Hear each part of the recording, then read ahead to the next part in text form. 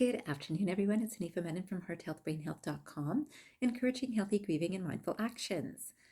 Today, I want to talk about life and death. And as you know, I work with grief recovery. So, of course, I work with a lot of people who have either experienced death or who might be experiencing a death of a relationship, could be an actual death of a loved person. And I'm speaking about this today because I have just lost a client of mine.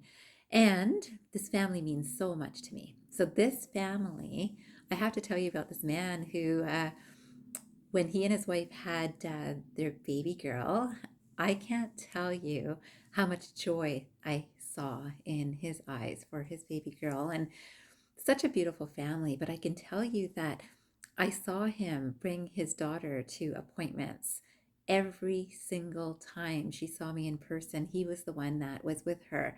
And of course, she would come in to see me on her own. But in terms of getting her to me, it was him always dropping her off and always would, have a few words with me and would always pay for her visits and all that sort of thing. But it was just this, it was such a care he was giving for her care with me. And he had such trust and faith in me. And that, again, such a wonderful relationship I have had with this family. And so I know that he got ill, I'll say not that long ago.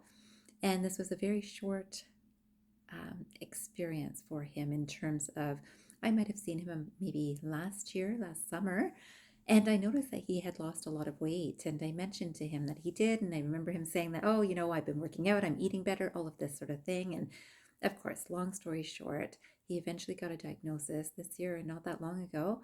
And he needed to go to the hospital. And he hasn't been there for very long. And this morning, I got the text from his daughter, and I'd been communicating with the daughter and the mom for quite some wife, or his wife for quite some time since he's been not well. And I was able to see his wife, himself, his daughter in this time. And it's been a good experience. And of course, when I got this text from the daughter this morning to tell me that he had passed, it just amazed me that even though I knew that energetically he was close to his time, I hoped that he would achieve a miraculous recovery, right? So I hoped for that, but had a sense in my own mind, body, soul, and I suspect that the wife and daughter did too. But what amazed me about the text was right after she told me that he passed, she said he loved you very much, and he loved the friendship that you had, and I do too. And again, I can say that I love him, I love his wife, I love his daughter, and I mean this genuine sense of love for this family. And I think about this man's life today, and of course, it reminds me of all of the work that I do. And I came across a few quotes that I wanted to share with you.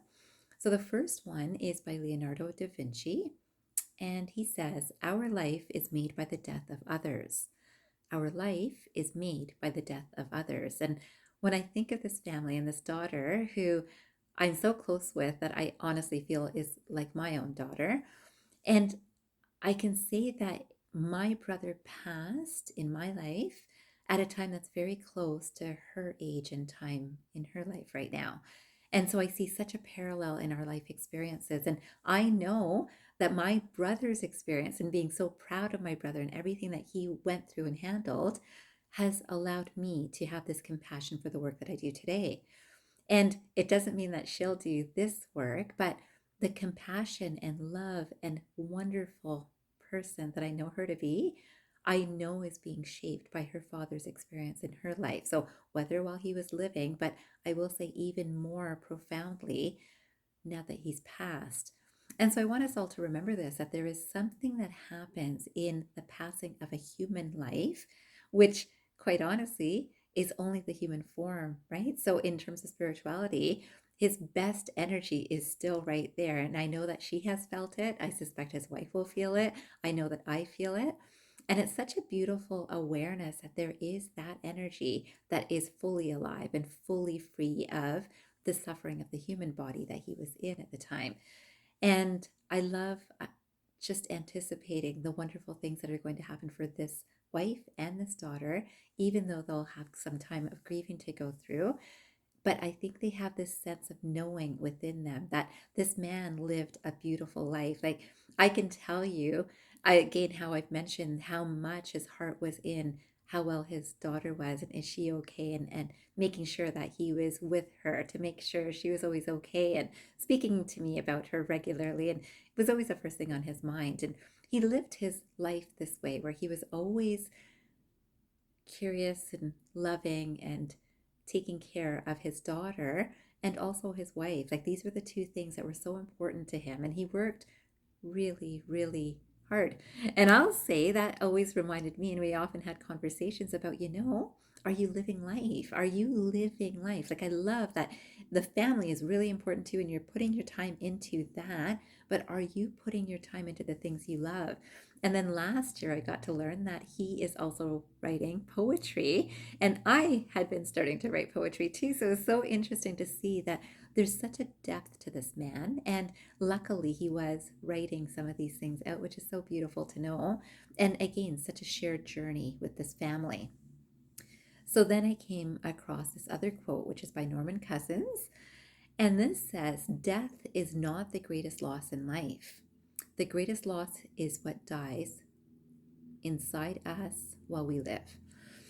Death is not the greatest loss in life. The greatest loss is what dies inside us while we live. And this, I truly believe, that living, we always feel, and I know from this man's experience for sure, that it always seemed to be I've got to make the next paycheck. These are the bills I have to pay. I got to be able to make sure I can afford this and this and this for my family. And this is what I need to do. And this was his sense of responsibility on his shoulders. And this is how a lot of people live, right? A lot of us live, that this is the next thing I have to pay, and that's very much on our minds.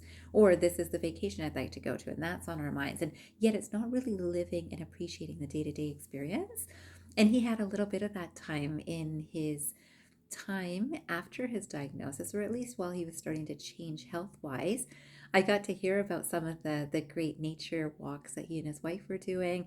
I certainly got to hear about the loving conversations. And I actually saw it in person, that in person, when I saw him and his wife together again for the first time in a long time, I saw love expressed, which I hadn't seen for many years. So I want you to know that this is the thing for us all to sit and reflect about, because I will say that the thing that we value the most is how much love we put into things.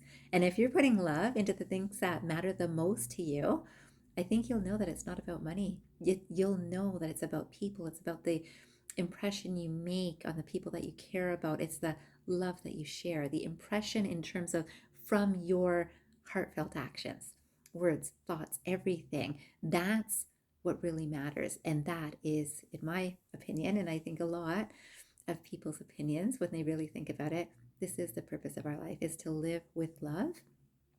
And so today, of course, I'm hoping that the mother, the wife, and the daughter will be seeing this video. I'm sure I'll send it to them, and I want them to know that I'm so proud of them for getting through this not easy end of lifetime. At the same time, I'm so proud of the efforts of love that I saw so freely flowing in this family in the time that it was most important.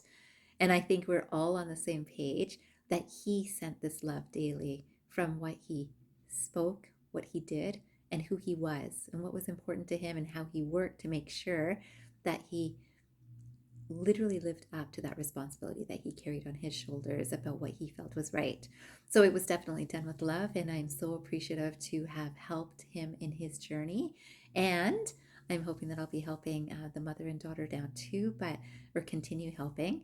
But I do want to thank them both, because I will say that even in this not easy time, they have poured love on me, which means the world to me. So it goes all around. It's all of us are feeling it.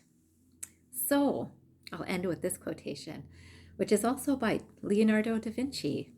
And it says, "As a well spent day brings happy sleep, so life well used brings happy death."